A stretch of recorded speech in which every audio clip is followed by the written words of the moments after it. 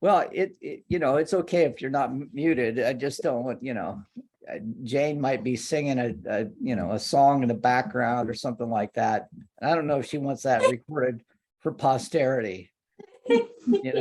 I can hear her. So, well, we're approaching the end of our text. Today, I'd like to get through chapter 29 if possible. But if you recall where we've been looking at how the narrative of Matthew has been shaped by the liturgy of the synagogue.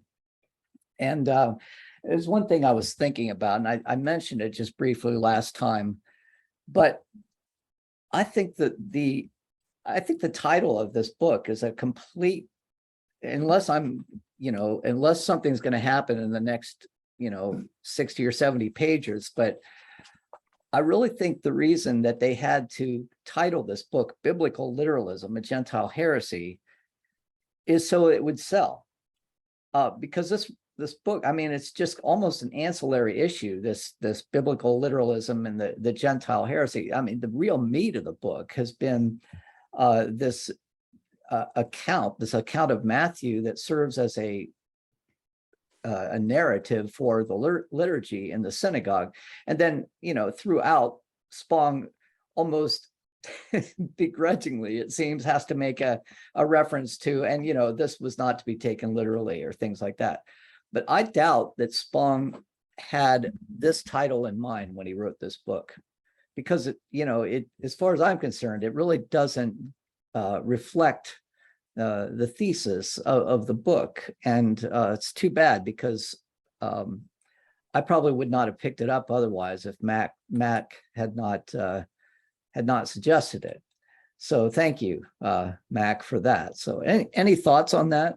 Have you had the same? What would you have called it? What would I don't know. I mean, that's a good question. I don't know, because yeah, I don't know. The Gospel of Matthew, something reflecting the idea that the gospel was a liturgical, was written as a liturgy in the synagogue. I don't know how to make a pithy title out of that. But, the Jewish roots of Christianity, or the Jewish. Yeah, but that's pretty. There are a lot of books out there with that similar focus. I don't know, but that does cover it quite well. The Jewish liturgical roots of Christianity, or of Matthew, maybe. But when people get a hold of books, it happened when I published my book. It was just like, here's some, you give your child over, and it must be what it's like sending your child to elementary school these days. You don't know what they're going to be teaching them there, what they're going to do with them, right? But you what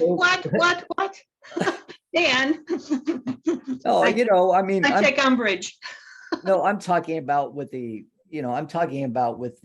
not so much in Hastings, but just in generally what's happening with school boards across the country, right?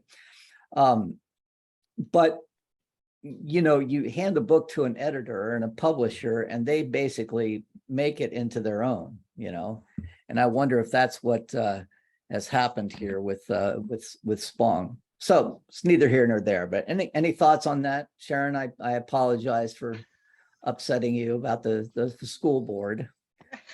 Well, that's okay. You can find out what children learn. That it's more open than you think. That's all my point is. Yeah. My point is that I don't know. Well, all right. Would it help if I sent my kids to school in Texas or? Some parts of Texas, I'm guessing, would be just great. Depends on how locally involved you are in the curriculum. Besides, Texas, as teachers know, prints most of the textbooks in the country anyway. So. All right. Well, maybe all of the reports I'm hearing about people taking over school boards and trying to push a right-wing agenda are just fluff. Is that what you're saying to me? Because just don't be overwhelmed by it. Yeah. Okay. Well, I am. Or alarmed. I'm overwhelmed by that whole movement, I guess. What you bring up, though, is I think a really good point, because there are some individuals who have great fears about things like that and want to draw, castle walls around their families and their communities.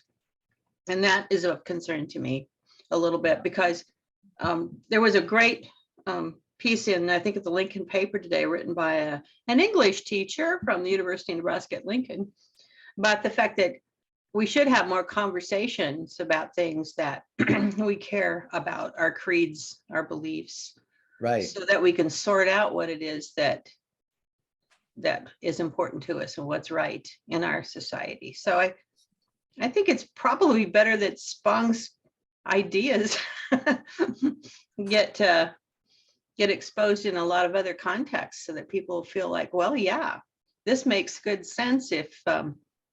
If Jesus was walking in these paths, which lots of people like to visit, physically, what kind of world was existing around, at that time, and how would people be sharing that idea?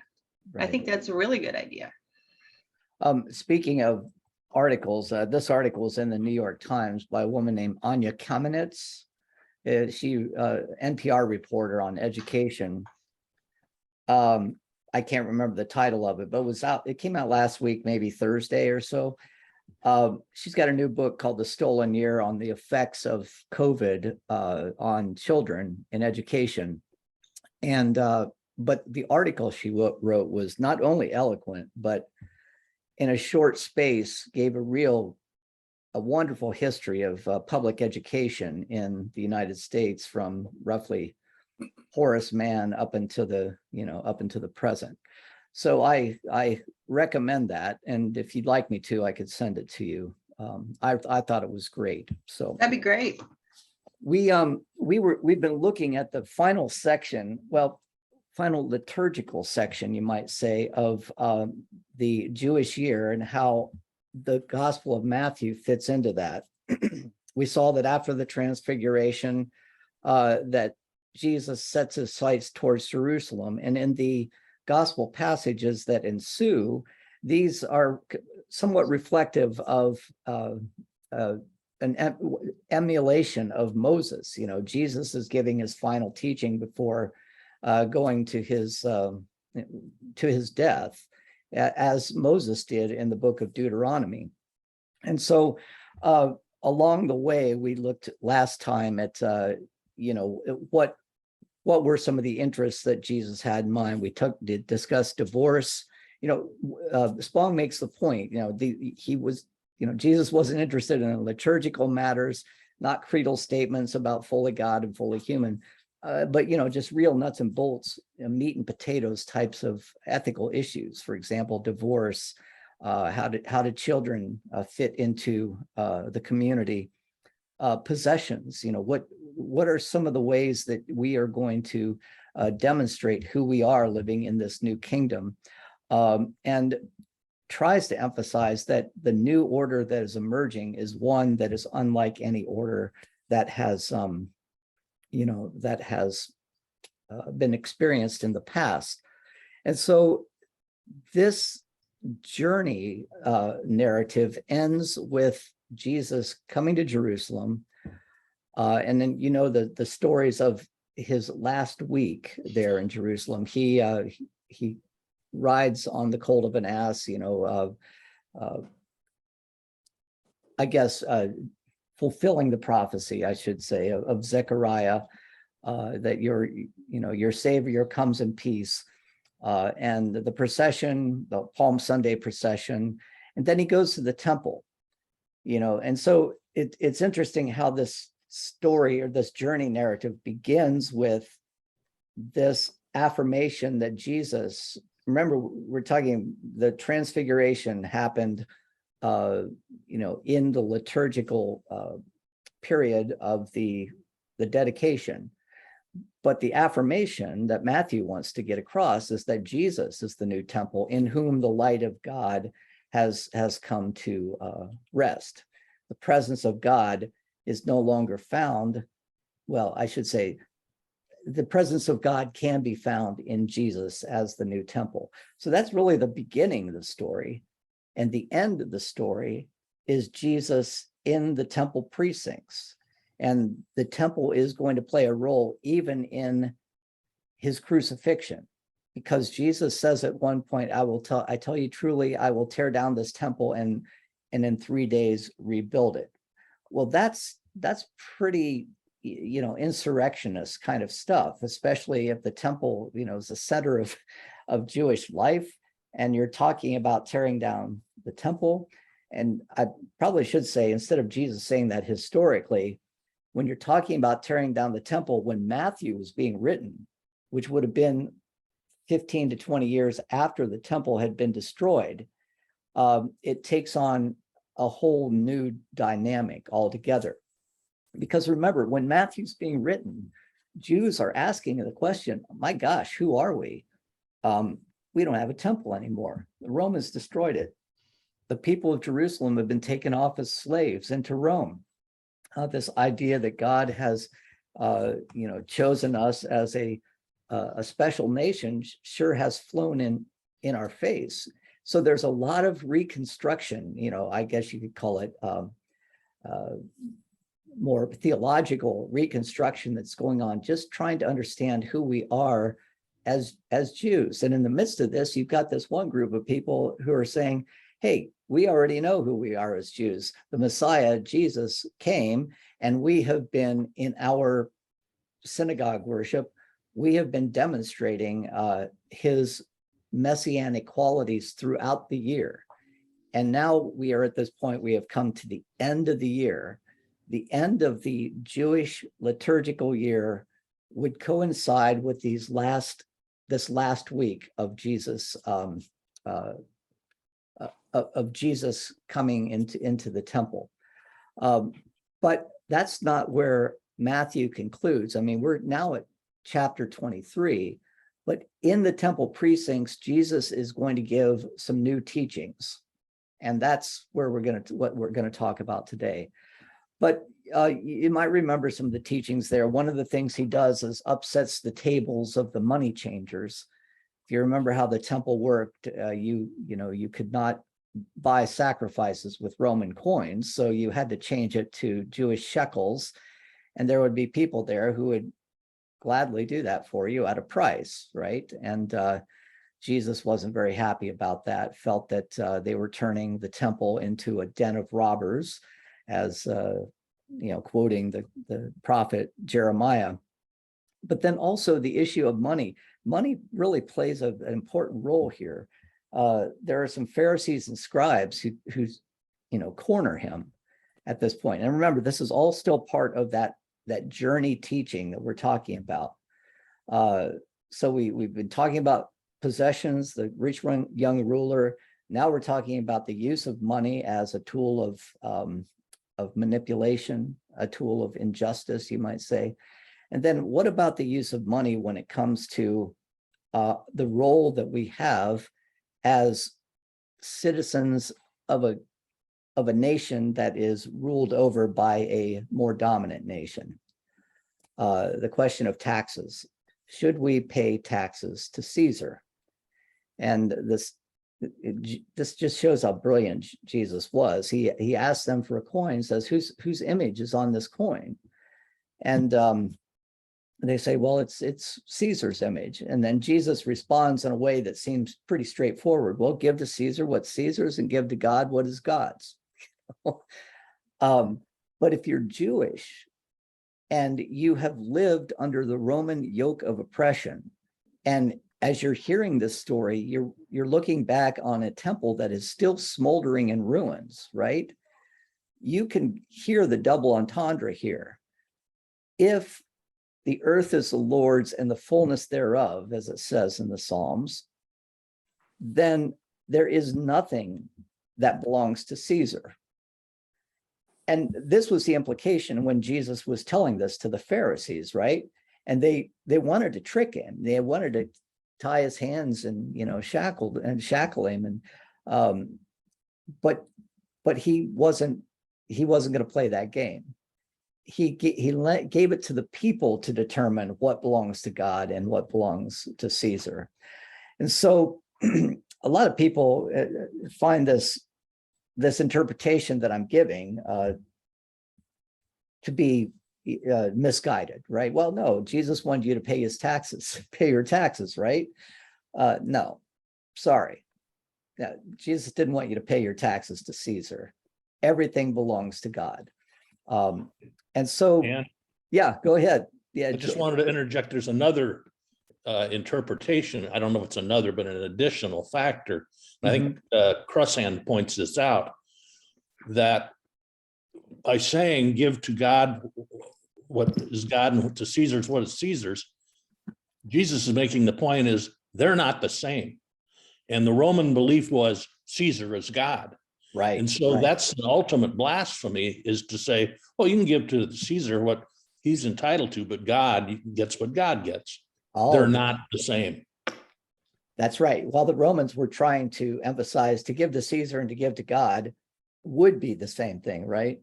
And we definitely want to make that distinction. Well, thanks for pointing that out. I'd never thought that before. I thought of that before.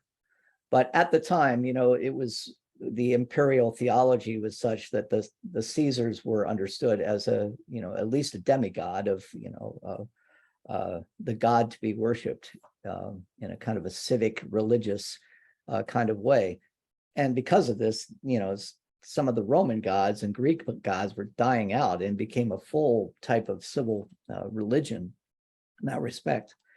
Well, this brings us to Jesus' eventual teachings on something that we always try to, gloss over, but the talk of the apocalypse. And this is part of the book that I just found really fascinating. But are there any, before I move on to this, are there any other questions about Jesus and his final week in Jerusalem?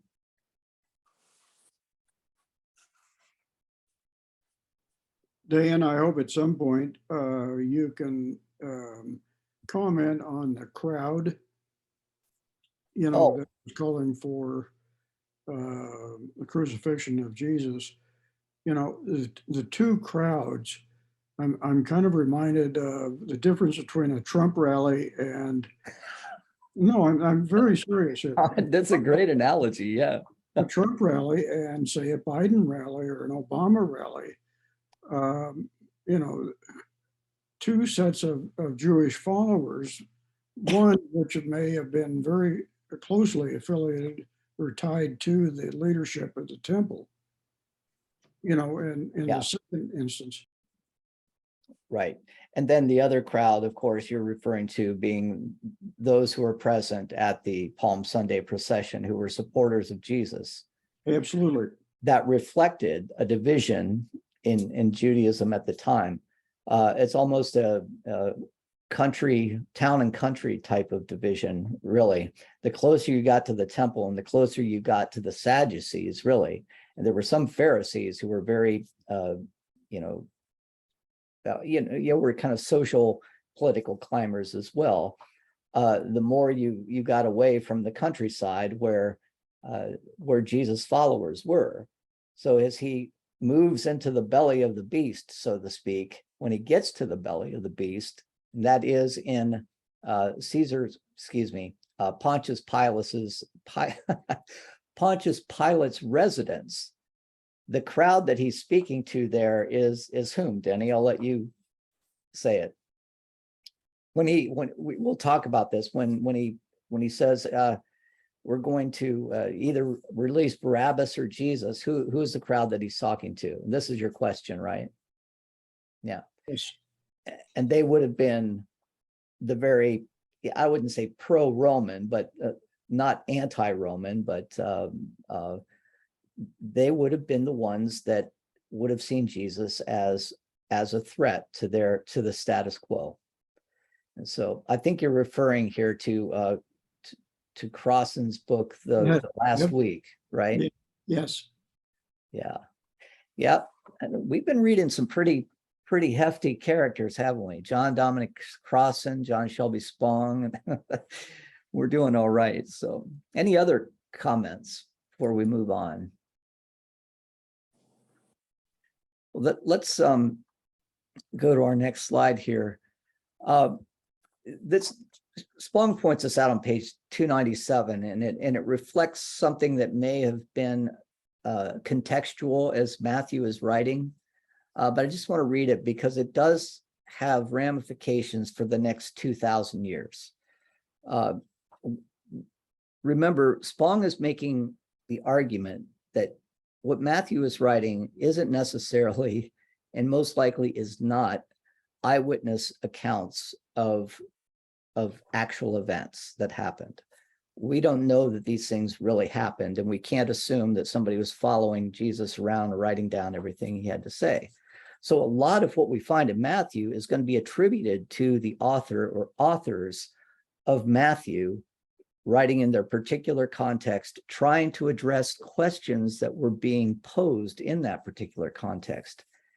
And at this time, it's pretty evident that around 85 to 90 of the Common Era, as the Jewish followers of Jesus are starting to become more vocal in the synagogues, there are people in the synagogue saying, Jesus was not the Messiah. Would you quit all this stuff? So there's tensions that are building up. And the people who represent the old way, you might say, come to be reflected in the so-called Pharisees, or I shouldn't say so-called, come to be reflected in the Pharisees in the Gospels.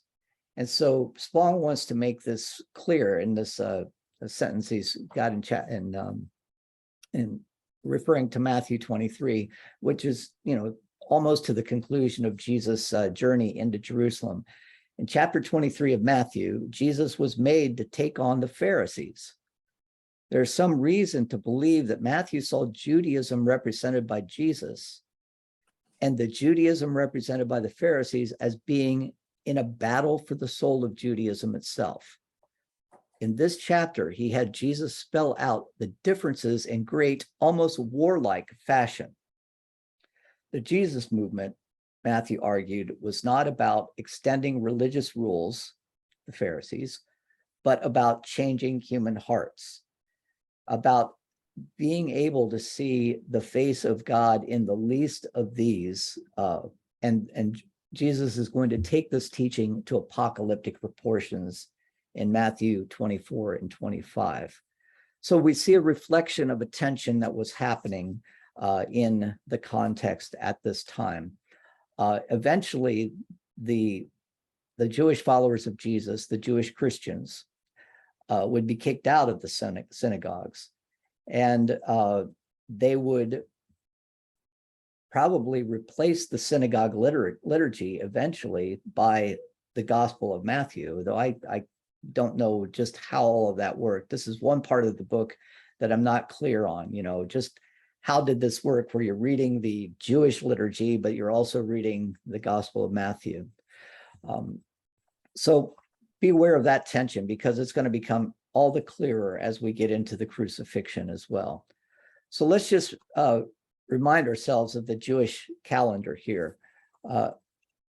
We had up here about 11 o'clock, we might call it, where my little cursor is. You had Hanukkah, where it's a feast of dedication, where Jesus,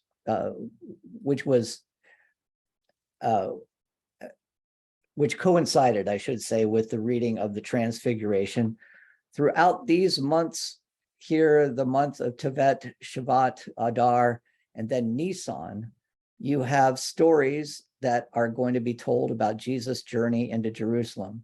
That journey would probably, here's the Feast of Purim, which is very close to the beginning of the Feast of Nisan. But these stories would have been told in the synagogue in that time period, and these would have been the teachings of Jesus. By the time we get to Nisan, however, and I want to make this clear because this has always been confusing to me. Over here that we have Rosh Hashanah, right, which is the Jewish New Year. But that's the temporal Jewish New Year. The liturgical year, meaning the time when you conclude the reading of the Torah, which would have been the book of Deuteronomy, the Torah being Genesis, Exodus, Leviticus, Numbers, Deuteronomy, the time when you conclude the reading of Deuteronomy and then begin the reading over again with Genesis. So you're reading all of the chapters of Genesis through Deuteronomy over the course of an entire year, an entire cycle. This is what we've been talking about. This is what was happening in the synagogue. Matthew was writing supplements to this, all along. Now we get to the beginning of the year, and we have the conclusion of Jesus' journey being, if I can put it this way, it's kind of hard to get in your mind, because Matthew 24 and 25 are going to be the texts that were written that coincided with the beginning of the reading of the Jewish texts, Genesis chapter 1. So if you were in the Jewish synagogue and you were, you're starting your liturgical year, you would read Genesis chapter 1 and, probably all the way to Genesis chapter 11. We didn't know how long those readings actually were. But if you were a Jewish Christian and you were following this new liturgy that reflected the life of Jesus, guess where you start? You start with this apocalyptic teaching of Jesus, and there's apocalyptic teaching that you know so well, right? The parable of the sheep and the goats. The idea is that the earth, this liturgy begins in the first two Sabbaths. Let me back up a little bit. I'll go back to this. Here you have Nisan, and you will have usually Passover starts on the 15th of Nisan. There will be two Sabbath observances before Passover. So what happened in those Sabbath observances? And what Spong is saying is that this is the time when the apocalyptic chapters of Matthew are being read in the synagogue. So let me just stop right there, because I find this confusing, and I've studied this my entire life. so I hope I'm explaining it as well as I can. Any questions? All right. So what was the synagogue liturgy for Nisan? Well, if you're Jewish, you start the reading of Genesis, and you know how Genesis goes. You have the story of Adam and Eve, the story of what we call the fall from grace, the disobedience in the garden. And then the story of Cain and Abel, and everything just kind of goes downhill from there. They're disobeying God. They disobey their fealty to each other, when Cain kills his brother Abel. And before you know it, all of creation just gets embroiled in this wickedness, right? This was the time. Remember when giants roamed the earth? Remember when we talked about, the book of Enoch and the giants and the conflicts that were going on? In Genesis, the story really, we usually stop in the story of Adam and Eve, but then Cain and Abel, and then concluding with the Tower of Babel, everything is just, it just starts falling apart. So much so that I think it's around Genesis chapter 9, is it? I can't, or maybe it's 7, where God says, look, creation is just so overwhelmingly evil, I have to destroy it. But like a good farmer, God saves good seed and throws away the chaff and says, I'm going to ensure that I have somebody to start over who is a righteous and upstanding man. And so he chooses Noah. Noah builds the ark. The world is destroyed by a flood, but Noah is able to, as soon as the ark lands on Ararat, is able to begin again.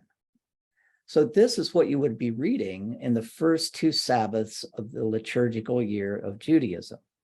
Now add to that what you would be reading if you were a follower of Jesus and reading the Matthew liturgy. You have destruction of the world because it's wicked. You have setting aside a person who is going to, be the hope of a new creation. And then you have the very same thing in Matthew. And you probably remember the story of the sheep and the goats, the separation of the sheep and the goats. Matthew 24 is filled with all kinds of Matthew 24 and 25 both are filled with all kinds of apocalyptic imagery. People being thrown into the hellfires of Gehenna, for their wickedness, as exemplified in the sheep and the goats. When the judgment day comes, the time of judgment, just like Noah had his judgment day with the flood, there are going to be some who are going to make it and some who don't.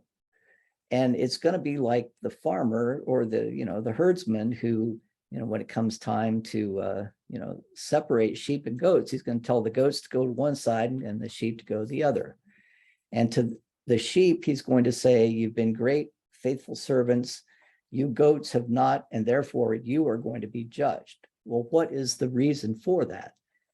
And it comes back to this idea that we just saw, this idea of being able to see the face of God in the least of these, my brethren, right? Is how Jesus says.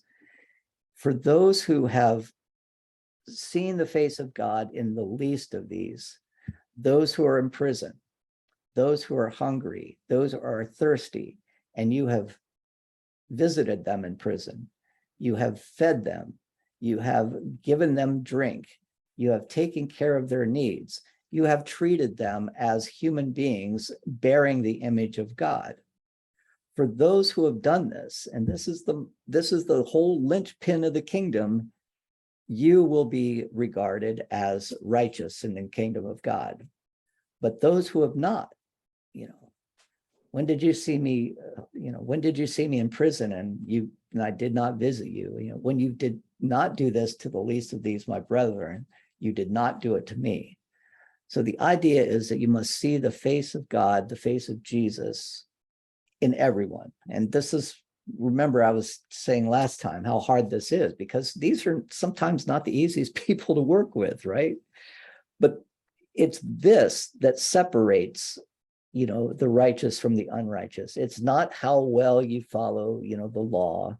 It's not about, this sense of holiness that's very legalistic. It's about getting your hands dirty in the kingdom, basically. And so this is the liturgy that would have been read in the first couple of Sabbaths of the new year in the synagogue. Jesus is seen in many ways as the new Adam, as the new Noah. Noah was seen as the new Adam. Jesus is going to be seen as the new Noah, right? Jesus is going to be the one who's going to initiate and inaugurate this whole new kingdom. And it was really easy at this time to imagine that the world was coming to an end, that God's judgment was upon them, because remember what the context is. The followers of Jesus, who were in any way associated with Judaism and Jerusalem, were living in the context when the temple was smoldering in ruins, when Jerusalem was destroyed. And it didn't take much to imagine that the judgment was at hand. Because of that destruction of the temple, and because of that sense that the Jews were revolting, and they revolted in 66. Finally, the Romans destroyed Jerusalem. The Jews were not well looked upon by the Romans, and it was not really, it was probably not in your best interest to stand up and say, hey, I'm Jewish, Romans, come over here and talk to me. So this begins, says Spong, and among others, this time of persecution by the Romans probably coincides with a time when the followers of Jesus began to differentiate themselves from Judaism. They did not want to be identified as Jews because, remember, the Jews were the troublemakers who brought on destruction. And so you see in Matthew's treatment of the Pharisees, this sense of this strong opposition between Jesus on the one hand and the Pharisees. Don't confuse us with those guys. They're not, they're not who we are. We are believers in the Messiah, and the Messiah who brings a new kingdom. The old has passed away and the new has come. So these parables of judgment would have been the first couple of parables that would have been read prior to the whole passion narrative that we're going to move into. Any comments about that? Apocalypse now, you might say.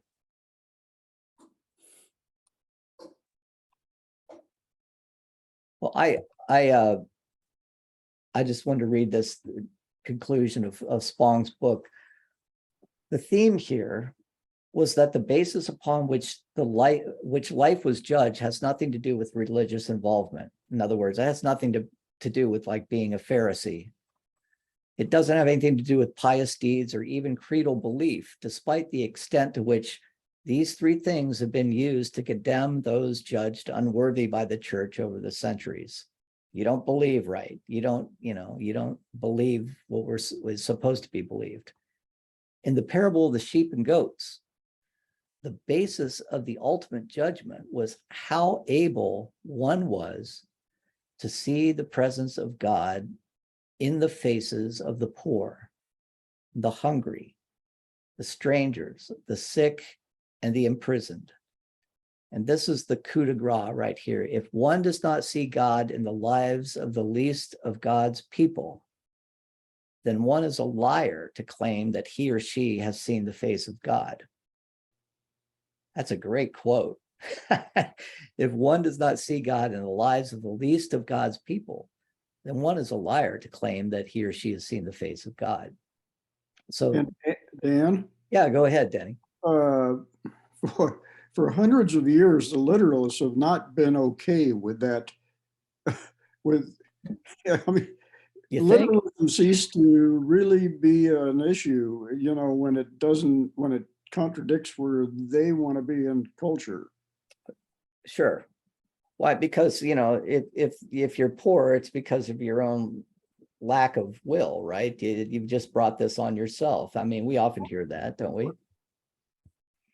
And I know it's really difficult to know people who are going to church every Sunday but are the very ones who will blame the condition, blame people's poverty on their own choices, right? Jesus is not saying anything about that here. He doesn't bring the causes, and he wants to address the problem, the face of it, face to face. So yeah, you're right. The literalists were many who have tried to compromise on this, have done so, at the expense of the heart of the gospel, unfortunately. Any other comments on this? Nice to have you back, Denny. I can always count on you for a nice insight.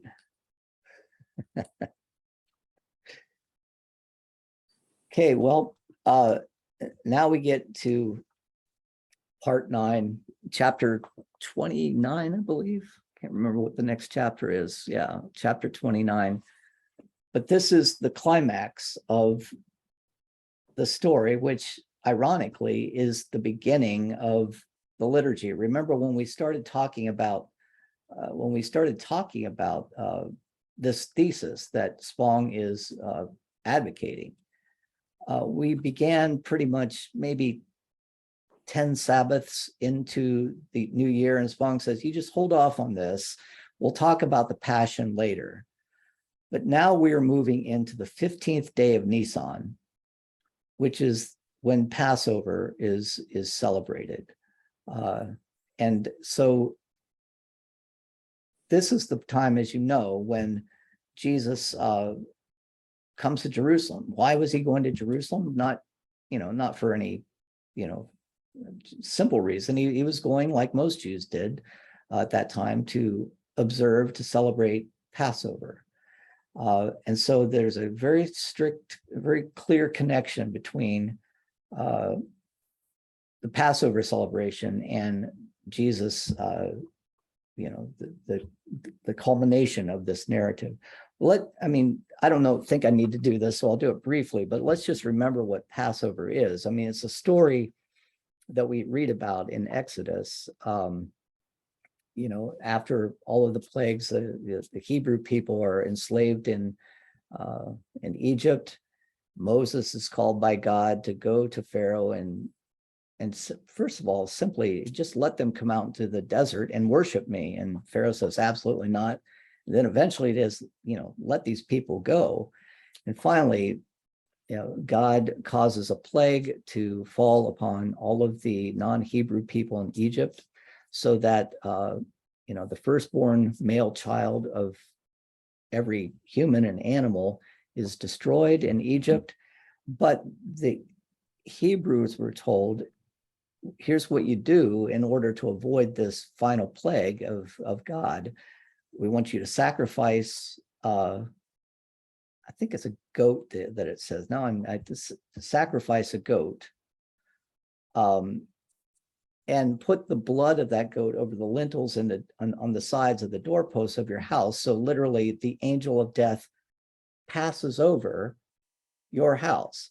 So in the wailing and gnashing of teeth and in the sorrow and the remorse and grieving of the Egyptians, the Hebrew people are able to flee, cross the Sea of Reeds, and into the Sinai desert, where they can gain some safety. Of course, safety from the Egyptians, but not so much safety from the elements, so to speak. So God, throughout that journey to Mount Sinai, sees them with manna from heaven.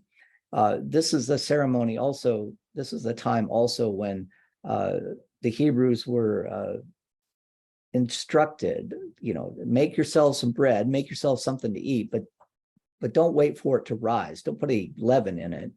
Just make yourself some, unleavened bread, because you're not going to have time for bread to rise when this happens. So it was a quick exit that needed to take place. Well, this is the beginning. This is the historical beginning. When I say historical, I don't mean this actually happened, but this is the place on the plane of time, where people experience the redemptive acts of God, and thus begins a new identity of themselves, no longer as slaves, but as a people who have been redeemed, freed by a God, and given a new identity with a constitution called, the 10 Commandments. It really is a monumental transition in the lives of slaves, to actually have an identity that was based not so much on land, but upon an ethical understanding of who they were vis-a-vis their relationships with each other and with God and with the land that they would eventually be given. And that experience is commemorated every year in the Jewish tradition. So sorry for that long excursus. I'm sure you all know what Passover is, but remember those important things. It's the beginning of a new way of understanding yourself as a person chosen by God, as a community of faith chosen by God. So this is going to be the celebration, the observance that Jesus is moving into Jerusalem to partake in. And when we read the story in Matthew, we have to remember that Matthew is building on the story that Mark has told. You might know that Mark's gospel is pretty short. Mark chapter 16 and is when it ends. Interestingly, Mark's gospel, when it tells the passion story, the earliest manuscripts we have nothing to say about a resurrection. The resurrection just wasn't in Mark. Now, the women show up at the tomb in the Markan story, and they find the tomb empty, and they are afraid, and they tell no one. That's how the gospel ends. It's a really rather anticlimactic ending, you know. And then later, if you read the gospel now, you will see that there have been, I think it's about 8 or 10 verses that have been tagged onto that in a completely different writing style, using vocabulary that Mark hasn't used prior to this, you know, in the earlier chapters. So Mark would have been the earliest gospel narrative about the passion, about the crucifixion of Jesus. When Matthew writes his passion narrative, he uses Mark, but he also adds some aspects to the story that Mark does not have in them.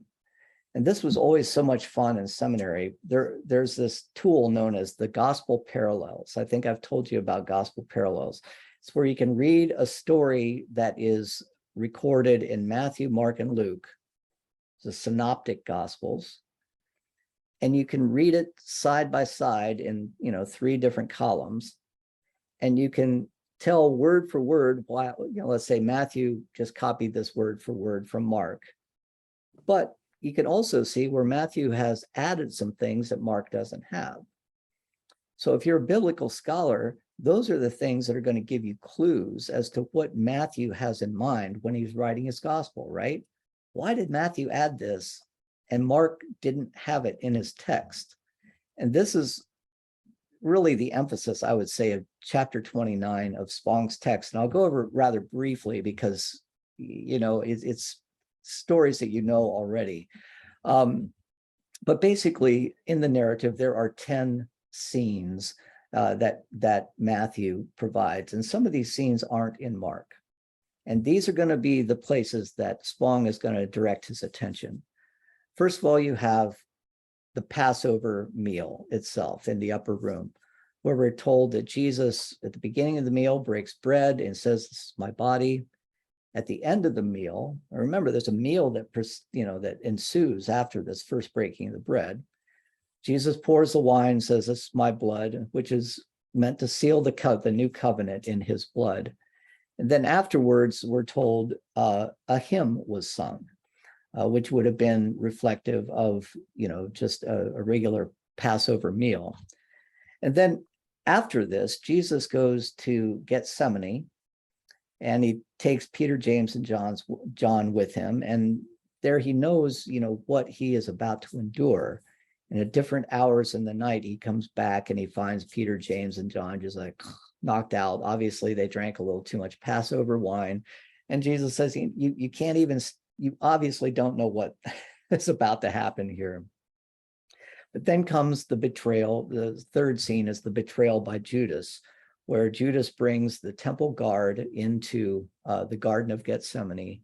And there Jesus is bound. Judas, as the image here shows, betrays Jesus with a kiss. The understanding was that he, you know, these temple guards don't know who Judas is from Peter, James, or John. And Judas tells them, "Well, look, I will kiss Jesus. I will greet him with a kiss." And that happens, and Jesus is taken away to be tried. Now, this is something that's not often well understood, but there are a series of trials that happens here. Jesus, this sets up scene 4 of the narrative. Jesus is being tried on a religious infraction. He has committed, according to the religious authorities, blasphemy. Now, the Romans don't care a thing about blasphemy, right? They, you know, you guys deal with your own little religion. But this is where the first trial takes place. There was a group of Jews known as the Sanhedrin. They were comprised of a high priest. At this time, we know that the high priest's name was Caiaphas. And then there were Sadducees who were associated with the temple and really had been in power since the Hasmonean dynasty 200 years before. And they were basically the ones who kind of compromised themselves and were in cahoots with the Greeks and then the Romans. And then there were Pharisees. So you had, it's kind of like our Senate, you had Democrats or let's say the House of Representatives. You have the Speaker of the House, Caiaphas, then you have, Democrats and Republicans, you have Pharisees and Sadducees. And Jesus is brought before them, and he is charged with blasphemy because he said that, he would destroy this temple and in 3 days he would build it up again. And so they very clearly see him as committing blasphemy, which is a sin that is punishable by death. But guess what? If you're a Jewish Pharisee or Sadducee, you don't have the right to put somebody to death in, a Roman province. So the scene has to be taken later to somebody who does have the right to put someone to death. And that would have been the Roman procurator, Pontius Pilate. That's how the story goes in Mark. Sanhedrin to Pilate. But what Matthew does, well, I should say, I'll correct that and I say, but what Matthew does is he interjects another story into this. Mark does have the story of Peter's betrayal. In Matthew, and that's scene 5, you might say, in Matthew, this is the last we see of Peter. There's no resurrection where Peter is the first one to see Jesus, which is kind of ironic because Jesus says, it's on this rock that I will build my church, right? Well, Peter shows what a true rock he is, and I'm saying that facetiously, by his betrayal. And then the story that is distinctive to Matthew, and this is probably where we're going to have to conclude today, it's the story of the repentance of Judas. Now, I'm going to guess that most of you don't know Judas as a repentant sinner, but there are varying stories of what happened to Judas. One of those is that he commits suicide. The other is that, he buys a field and he tumbles down and his guts fall out. And one is in Acts, the other is here in Matthew. But really interestingly, this story not found in any of the other Gospels, Judas understands what he's done and he takes those 30 pieces of silver and he throws them away. I don't want the blood of this innocent man on my hands. He then goes and commits suicide. So this idea of the repentant Judas is kind of we might call it a red flag. Ding, ding, ding. What in the world is that? What is Matthew trying to say with this guy Judas, who we all know to be a nasty guy, but we see him as having some sort of heartfelt, emotive response to what he's done here. And Spong is most likely going to pick up on that, or as a reflection point as to what Matthew has in mind. So our time is almost upon us. I want to pick up there when we pick up next time and really get into the meat of chapter 30, because this is where it all comes to a head, really. Are there any comments before we proceed to the rest of our week? Dan. Yeah, Dan. I'd like to suggest that the Exodus story, Moses, and the Jesus story coming to Jerusalem for Passover is all part of the myth of origin story, which is a huge thing to understand. This is mythology, which every culture in the world has. Yeah. To justify itself and to make itself feel whole. Right. And this is what the literalist simply cannot abide. Sure. Yeah. And we have, even when you say the word myth, I mean, we've been taught to say, well, myth is something that's unscientific and therefore never happened, and we just haven't, it really takes an unlearning of the scientific or and realistic understanding of the world to try to get a sense of just how myth played a role in the lives of, people in the first century. And what you're suggesting here is this journey narrative from slavery to redemption can be found in mythologies around the world. We find it in Judaism, we find it in Christianity, and Spong is making it very clear, the connection between those.